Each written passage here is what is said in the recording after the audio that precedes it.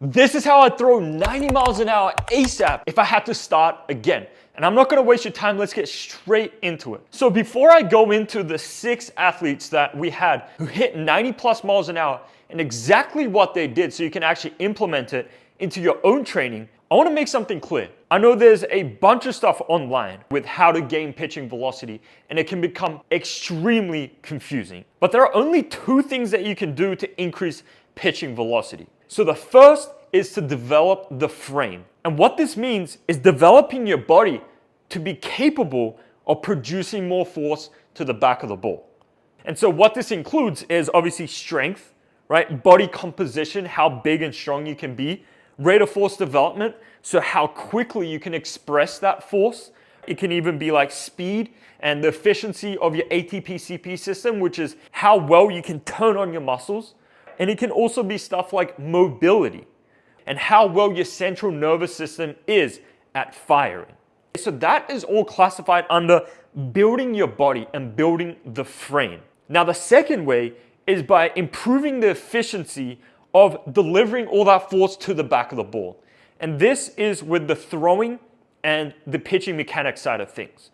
So with the frame, we're developing a body capable of producing a lot of force, because you need to be able to produce a lot of force to throw 90 miles an hour and beyond. But with the mechanics, this is where you actually transfer all that force to the back of the ball. Because if you're not able to transfer all that energy and there's a bunch of leaks in your mechanics and all of that energy is leaking before it ever gets to your hand, then it doesn't matter. And so those are the only 2 things that can help you gain pitching velocity. Now, everything that you see online is all grouped into one of these 2. So with these 6 athletes that got to 90 plus miles an hour, I'm gonna walk you through it in these 2 steps. There are a lot of things that you can do within these 2 buckets, but at the end of the day, it all comes down to these 2 things. So with the first athlete, Jake, he came to us throwing 82 to 84 miles an hour. And a couple months working with him, he was able to get to 92 miles an hour. So let's break down exactly how he was able to do it. So firstly, with the frame, Jake had already built up a good strength base. He was already strong enough. So that's not something that we wanted to hammer. We didn't want to keep hammering strength because he already had a good strength base. I've talked about this on this channel a lot, but if you're already a strong guy, you've hit some of the benchmarks that I've talked about, then you don't need to continue to build strength, right? Because that's just going to lead to diminishing returns. With strength, you want to think about it like this, where once you hit a certain point, it's not going to help you as much to increase pitching velocity. And that's why for Jake, we had to focus more on power and explosiveness and speed. And I actually have his whole program pulled up here. So I'm going to walk you through some of the stuff that we've done. Now, for the first day, his main exercise was to do a hip thrust with resistant bands. And the goal of this was to use 60 to 70% of his 1 rep max so that he was moving really quick. With developing speed, it becomes more about how quickly you can move the bar rather than how heavy you can go. And then we even add resistance bands because it helps develop the speed. Now with the resistance bands, what they actually do, right, is when you're at the bottom range, especially with the hip thrust, when you're at the bottom range, the resistant bands become a little bit slack. So the overall weight is going to be lower. When the band is stretched, it's going to be heavier. When not as stretched, it's going to be lighter, right? And so at the bottom, it's going to be lighter. So at the bottom, he can power out of it, but the bands, as it stretches, become heavier and heavier and heavier. And what this actually does is the human body tries to slow down so that it won't hyperextend. When we do speed work with our bands, then we would go quick, quick, quick, but then the top range is just decelerating because it doesn't want to overextend, right? And so what the bands help with this is that it continuously gets heavier so that you can keep pushing hard. And so there are multiple studies that have been shown with this, and some of the most famous powerlifting gyms like Westside Barbell, they use this extensively because it is shown to improve how much force you can put into the ground, and it just improves speed and explosiveness. And so that's why we do it. And so that's the first day for him. And then the second day is trap bar deadlifts. This is jump, trap bar, deadlifts 50 to 60%. And basically what he's doing is he's trying to get up as quickly as possible. And we use VBT with this. And VBT, if you don't know what that is velocity-based training to where you can hook up a machine and it measures how quick the bar is going. So it pretty much becomes how quickly can I move this weight? So he was using 50 to 60%. That's about 225 for him. And he was trying to see how quickly he could lift this weight up. Now, the purpose of VBT is to keep the same weight, but move it quicker. For example, if he was pulling 225 at 1.0 meters per second, then the goal for him next time is to pull it at 1.1 meters per second or better, right? Because that means that the stuff that we're doing is working and is moving quickly, right? He's moving more explosively. Now, one of his last days, it was more of a plyometric focus where we're really building speed and the efficiency of moving his body weight, right? But we also did upper body stuff. So we did VBT bench press, just developing a really explosive upper body, right? And also doing some rows as well. And so with Jake, in terms of the frame, it was all about let's get you moving quicker. You're already a good base, right? You have a good body. Body composition wasn't a big issue. Strength wasn't a big issue. It was, okay, how do we get you to move more explosively, right?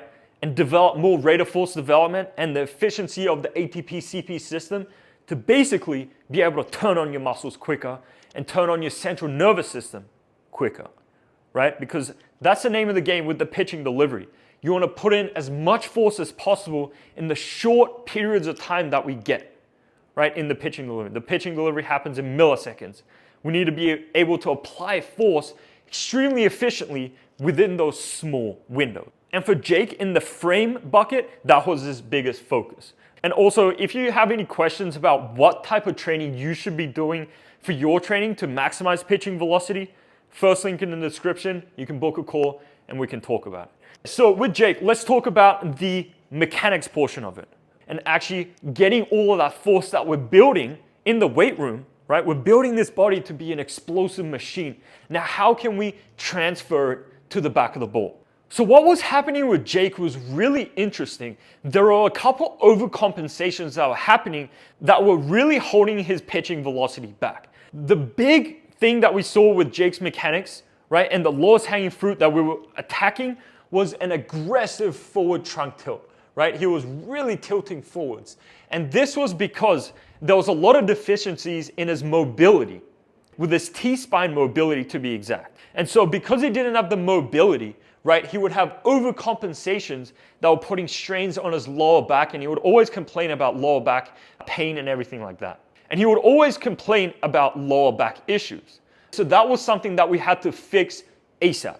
And so how we did this, right, is firstly mobility work for the T-spine, right? Actually getting the T-spine to move well, rotationally and linearly, right? Like this, flexing and extension and rotation. Really getting that T-spine to move well. And this is actually the frame part, right? So there are two buckets, but a lot of them can cross over as well. And so we developed mobility in his T-spine, which actually helped him from not having to overcompensate as much. Right? And also we programmed him a bunch of plyo ball drills and medicine ball drills that would actually help his posture, right? Instead of shooting his trunk tilt like this, we wanted him to have more of a neutral posture, right? So that he's here, he can relax, get down the mound, and really put force behind the ball. And so the big thing for him, we even cued him, like, just try to stay tall, because he just wanted to dump like this. So he just needed to stay tall, be more neutral, right, with his spine, and then that actually helped a lot more energy transfer up into his hand and to the back of the ball. And so as we were working on both of these, he's building himself to be an explosive machine, right? On the throwing side, he's reducing his deficiencies and actually helping him transfer more energy into the ball, right? And then a couple months of both of these improving, that's when he was able to get such a huge jump and get to 92 miles an hour. So this next athlete is definitely relate to. And his name was Kase, and he came to us topping at 86 miles an hour, but he lived more in the low 80s. Now, the low 80s is a place where it sucks. You get no offers from college scouts. all the college scouts are like, we like you, but we really need to be seeing at least upper 80s, topping 90, right? And that's why he came to us. And what did we do with him? And what was his issue? With Kase, his main issue was the throwing part and actually delivering energy into the back of the ball. So with Kase, he was extremely linear because he was told to just throw strikes, right? And so he would just be as linear as possible and everything would get pushy. With his back leg, he was pushing toward the target, and this was causing all sorts of issues. He wouldn't be able to block with his front leg correctly because there's so much linear momentum going in. And he would have aggressive forward trunk tilt, right? And so it was causing all sorts of issues. And basically, we needed to get him to rotate way better, right? Because he was so used to being linear that he wasn't rotating as well as he could be, right? And 80% of pitching velocity comes from this rotational aspect. And so we knew just by looking at that he already had the frame to throw 90 plus miles an hour. We just needed to make him rotate better. And so again, I have this program pulled up. And in terms of teaching him how to rotate better, the key components that we had for him was this. So the roll-ins, right? It really helped him feel rotation around the lead leg, right? Roll-ins are when you face a target, but you actually have to counter-rotate, right? And then rotate back to throw the ball. And so that really taught him how to rotate around the front leg instead of just being here and being like pushy. And another key drill that we programmed was a rotational KBO kick drill, which basically taught him how to rotate better, right? With the KBO kick, you're basically going like this, and then you got to rotate. Because it was so linear that we wanted him to be a little bit more rotational, right? There's a good blend between being linear, that's very important, but you also need to rotate extremely well. Because, again, going back to that study, 80% of pitching velocity comes from rotational aspects. That's why you can throw, in theory, about 80% of your pitching velocity from your knees, right? So for myself, I can throw close to 80 miles an hour off my knees, right?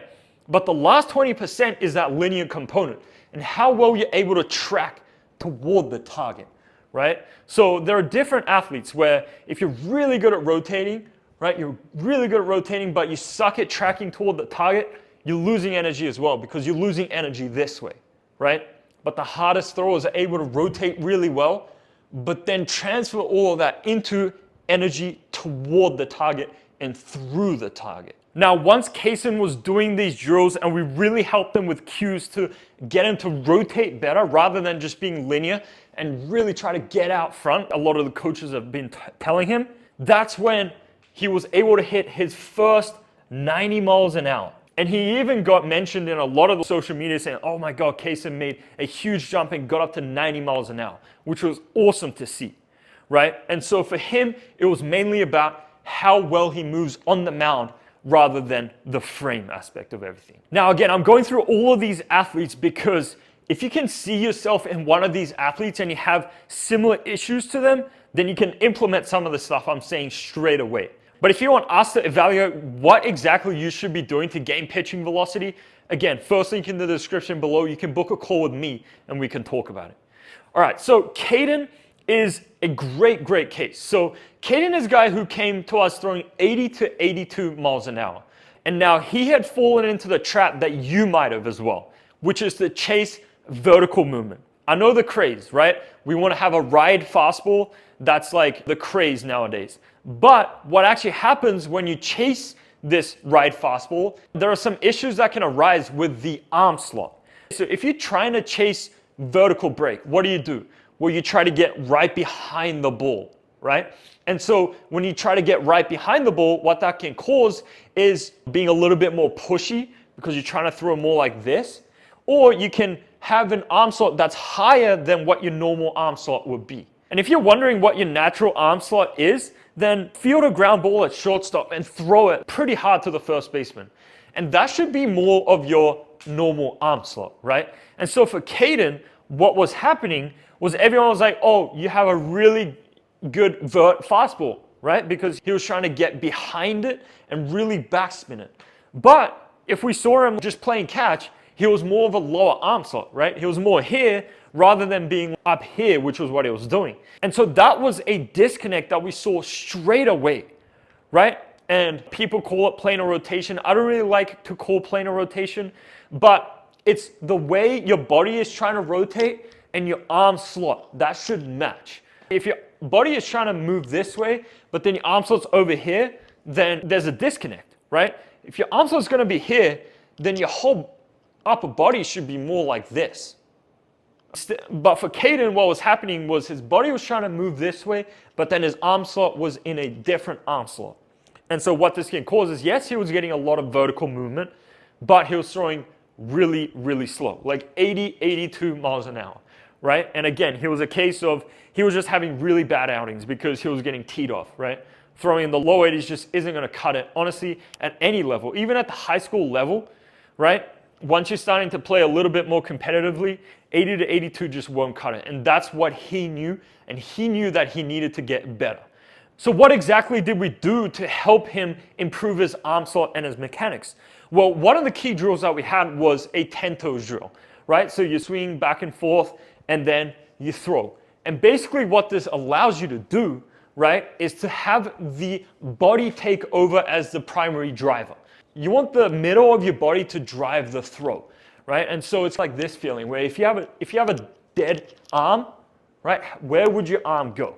That's the feeling that we want with the 10-toes drill. And so we would hammer that. And that would get him out of this arm slot, and get him more into a neutral arm slot, right?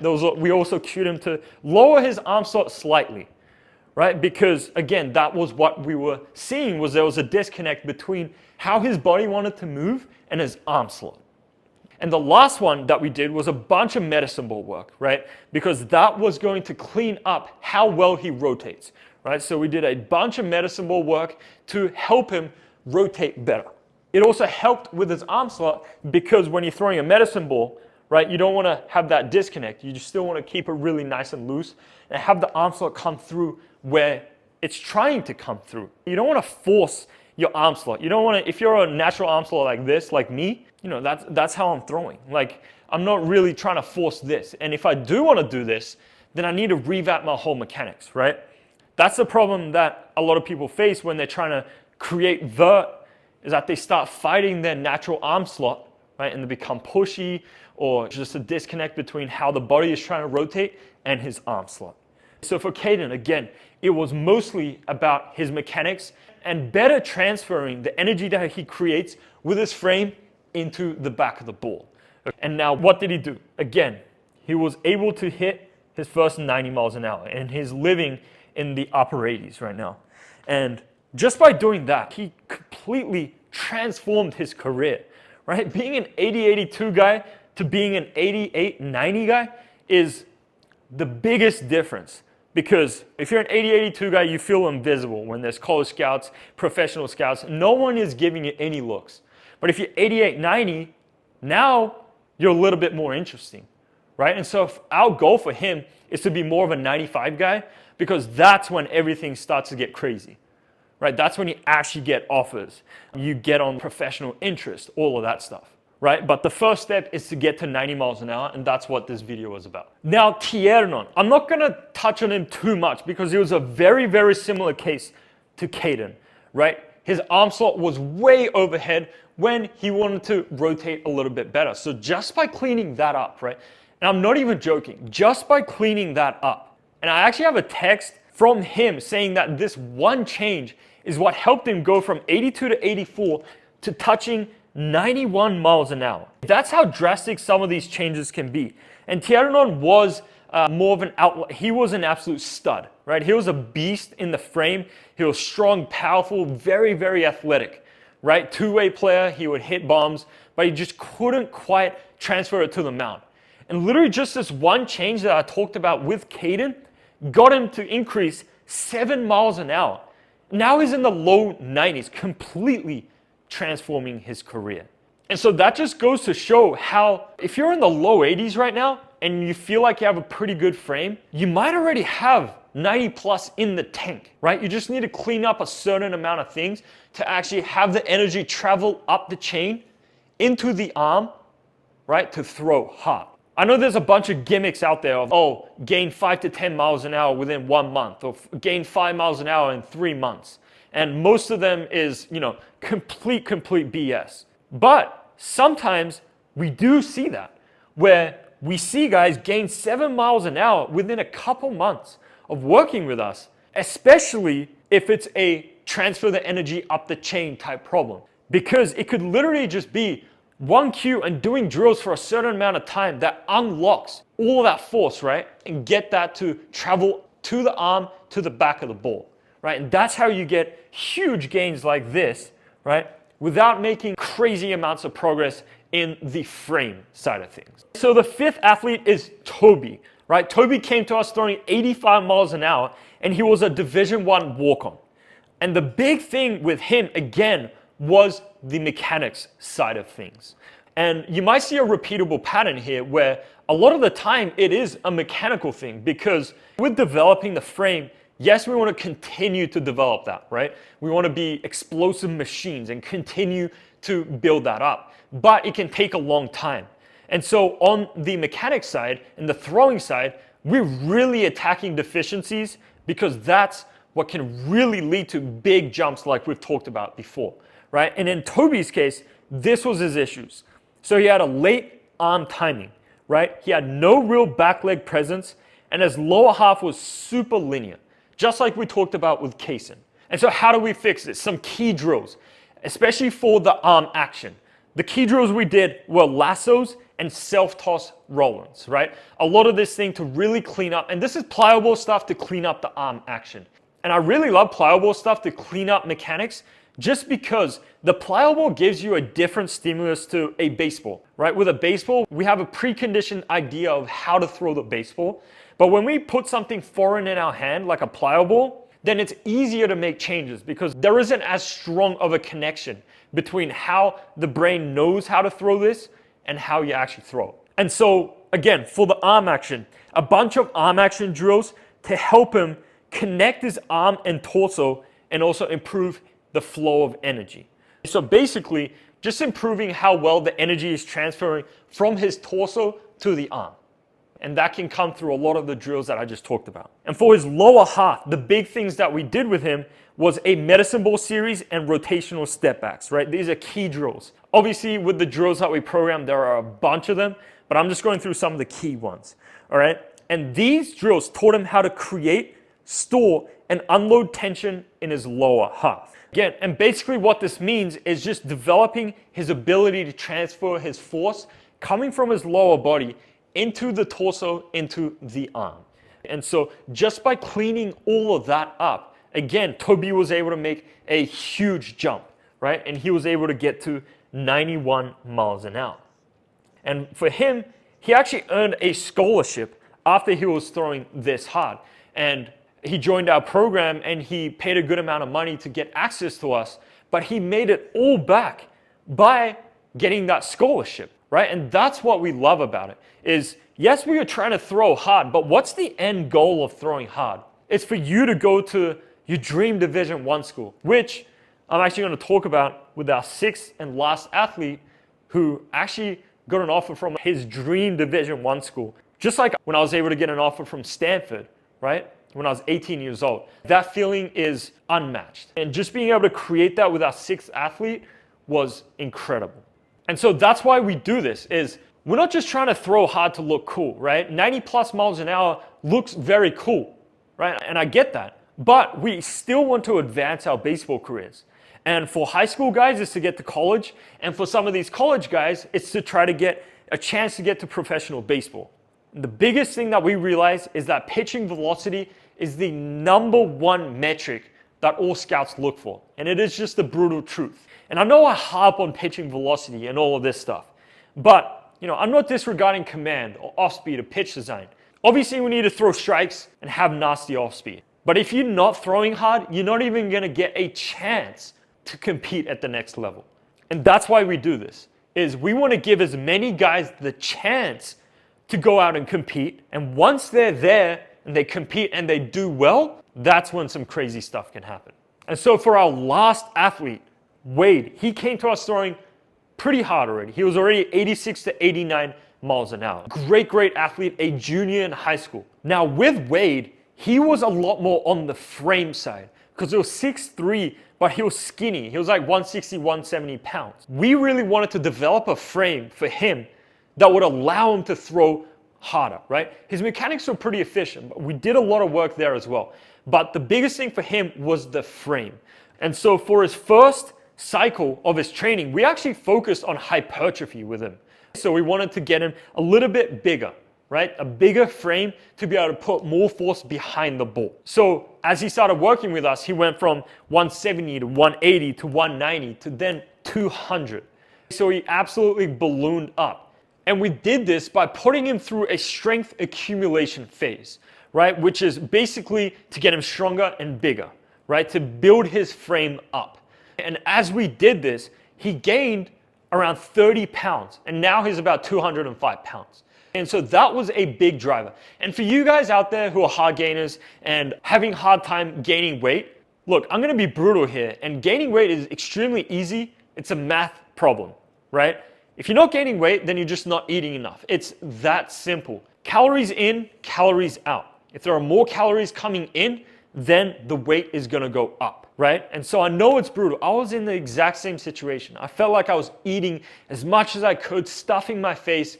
It was brutal. Eating was worse than lifting or throwing or anything else, even schoolwork. I hated eating more than schoolwork. But that was what was required for me. I was a hard gainer. I was weighing 150 pounds. But in 2 years, I ballooned up 50 pounds, right? And that's what was required by Wade as well. We're like, look, man, you move well. You're a great athlete, but we need you to get bigger. You're 6'3", have a great frame. Let's start filling that out. And so we put in the work, right? And within a couple months, he gained 30 pounds. And because of his metabolism, right, he didn't just get fat. It was a lot of hypertrophy that actually happened. And obviously on the transferring the force to the ball side, we did a lot of work there as well with the plyos, medicine ball stuff. And all of that combined, now he is a low 90s guy, right? Topping 93, 94 miles an hour. He told me 94, but I've only seen a 93, so I'm gonna say 93. But as you get to those elite levels, right, of if you're already throwing 89 miles an hour, then identifying what is actually gonna get you to the next level and what is gonna help you throw harder becomes so much more important. If you're throwing 70 miles an hour, pretty much whatever you do is gonna help you throw harder. You could do bodybuilding type workouts and it'll probably help you. But once you're at these elite levels, right, you really need to identify what exactly do I need to be working on. If Wade had just continued to work on speed, power, being a good athlete, he might have gotten a little bit better, but that wasn't the biggest thing that was holding him back. The biggest thing holding him back was actually filling out, right? And also the mechanical side of things. And this is something that I see all the time is guys working on the wrong stuff. Right, especially college guys, even high school guys. They're just told, oh, get bigger, stronger, faster, right? And so they do bodybuilding type workouts all day and they keep getting stronger, they keep getting bigger, but they're not throwing any harder. And they're stuck in the low 80s and they wonder why. And I get it, it's so confusing, but it can be very simple if you can identify exactly what you need to be working on and attack that with all of your effort. And I get it. All of this stuff is very confusing. There's so much stuff online and you're trying to figure it out all on your own, right? You don't know what drills to do. You don't know what programs to do. There are a million programs, a million drills to do, and it just gets overwhelming, right? And so if you want any type of help with that, the Pitcher Lab is where we help guys increase pitching velocity and get to the next level. First link in the description. You can book a call with me and I'll see you there.